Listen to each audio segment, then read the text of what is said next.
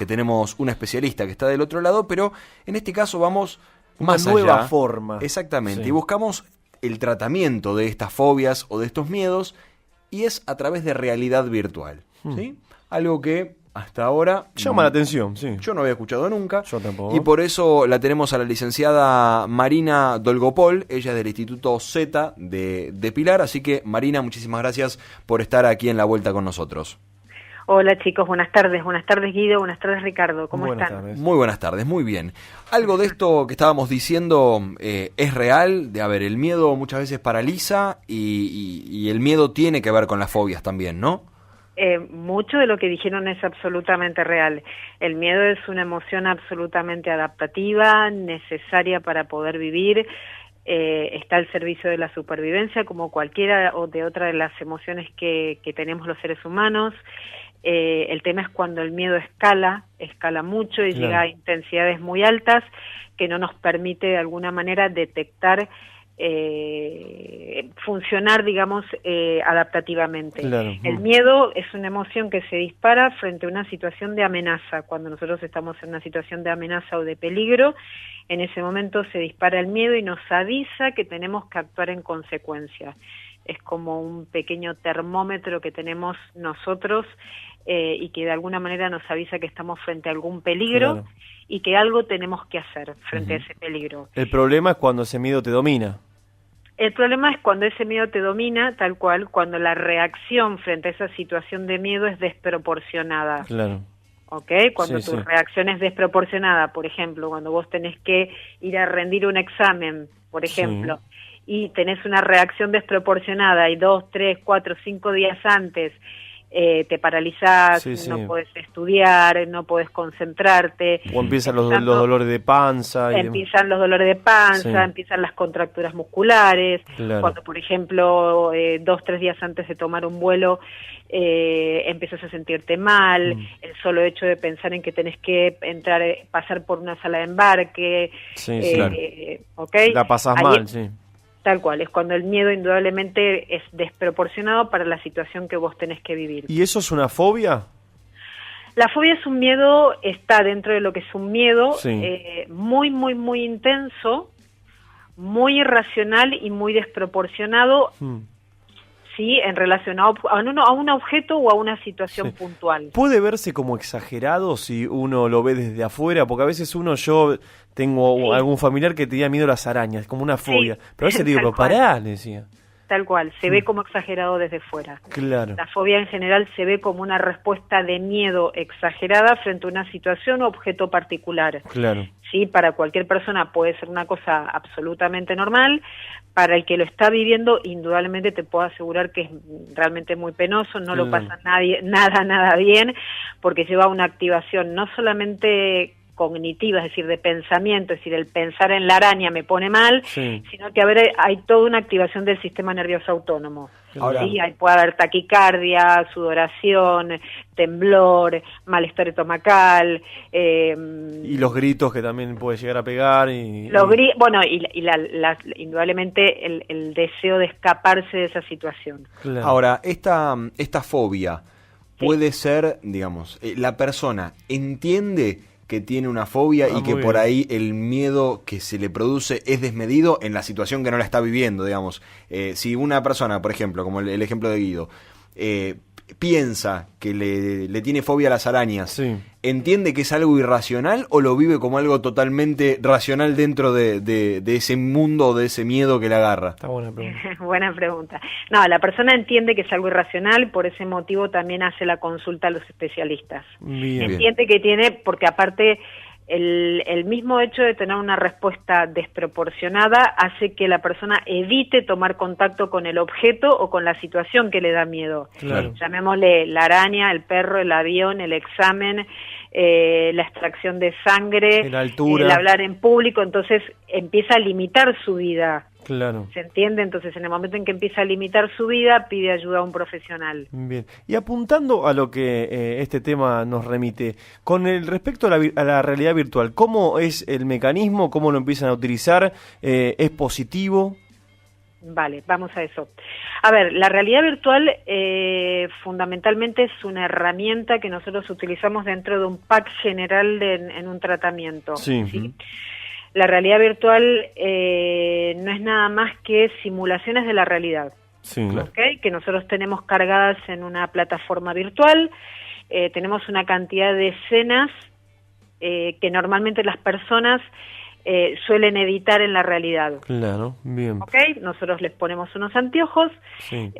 Y de una manera sistemática, muy ordenada y Sí, paulatina. siguiendo, ¿perdón? Sí, no, lo que yo, a donde quería apuntar, Sí. quería hacerte una pequeña pregunta de cómo son los anteojos. ¿Son tipo los anteojos de los juegos, de la PlayStation? Sí, ¿Cómo son? exactamente iguales. Son los Bien. mismos, el equipo es el mismo equipo que se utiliza para Para los juegos. para sí. entretenimiento. Claro. Tal cual. Es el mismo, el tema es que la plataforma que nosotros nos conectamos es una plataforma que está hecha por profesionales que están en tecnología Sí. y personas que colaboran que vienen de la salud mental y que trabajan en conjunto para generar entornos que Sí. tengan que ver con escenas relacionadas con los miedos que tienen las personas. Ellos entienden...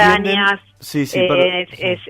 salas de embarques de aviones despegando, aviones aterrizando, Claro, sí. aviones de día, aviones de noche, Me imagino con altura, tormenta, sensores. con turbulencia, con vuelo normal, Hmm.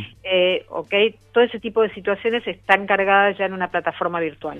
¿El paciente entiende que está en un juego o es todo tan real que se sitúa en la situación? El paciente, por ahora tenemos una combinación de dos tipos de imágenes o de escenarios. Sí. La gran mayoría de los escenarios que hay ahora mismo en la parte de salud mental son digitales. Bien. Ujú. Bien, y tenemos dos canales ahora mismo en realidad virtual para poder ayudar a un paciente a una simulación. Bien. Visual y auditivo. Sí. ¿Sí? Ahora mismo en Z estamos empezando a trabajar para la parte de fobia volar en una butaca especial para poder incorporar la parte de movimiento. Muy bueno, sí. Bien, eso es muy ¿Ok? bueno. Sí, sí. Eso es importantísimo. Ahora, el que el paciente entienda, es decir, convengamos que la realidad virtual es una especie de engaño al cerebro. Claro. Ujú. ¿Ok? Sí, sí. No es real. Claro. Claro. Lo bueno que ustedes pueden trabajar directamente en la fobia misma. En el momento.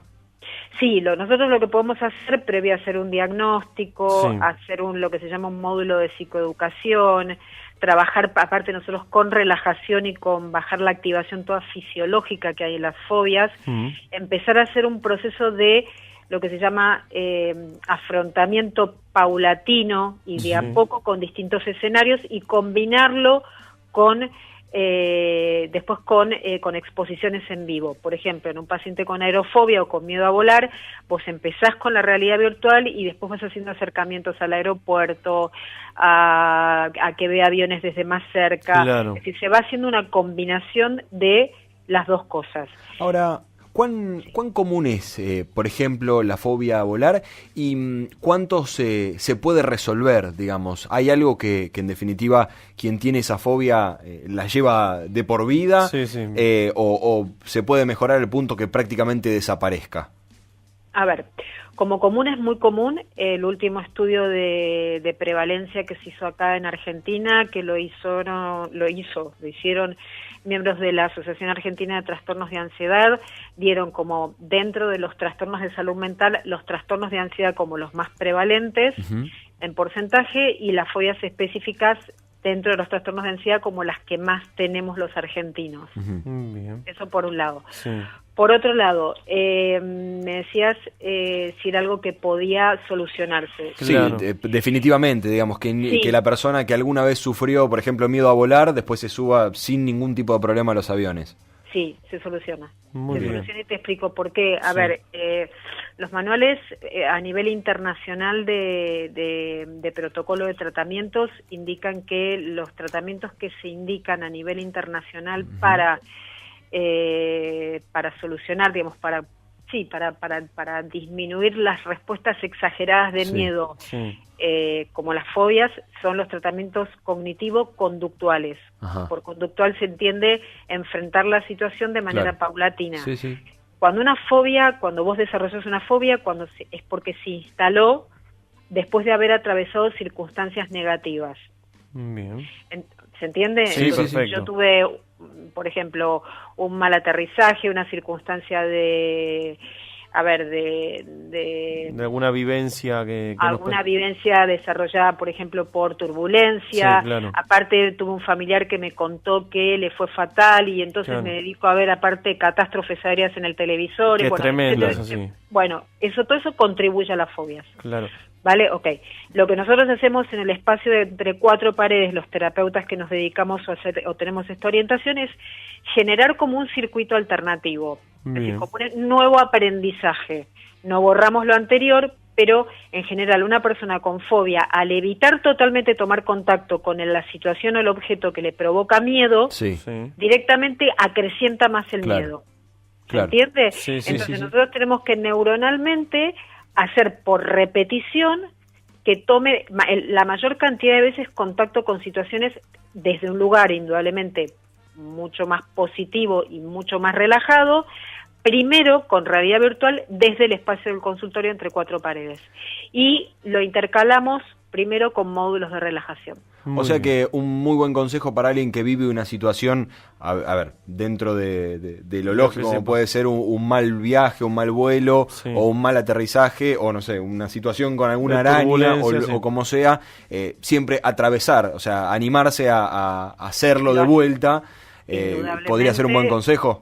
Indudablemente lo hacen acompañado por profesionales, se hace un diagnóstico, se hace un proceso de educación, se le explica lo que es una fobia, como lo explicamos ahora muy sintéticamente, se construye una jerarquía de escenas también que va a enfrentar el paciente, se hace en un espacio controlado, se hace primero un módulo de relajación, de exposición y de relajación, y de a poco se va aproximando al paciente a la situación temida. Claro, perfecto, Marina, muchísimas gracias. Utilizando la tecnología, la realidad virtual. Claro. Muy bien.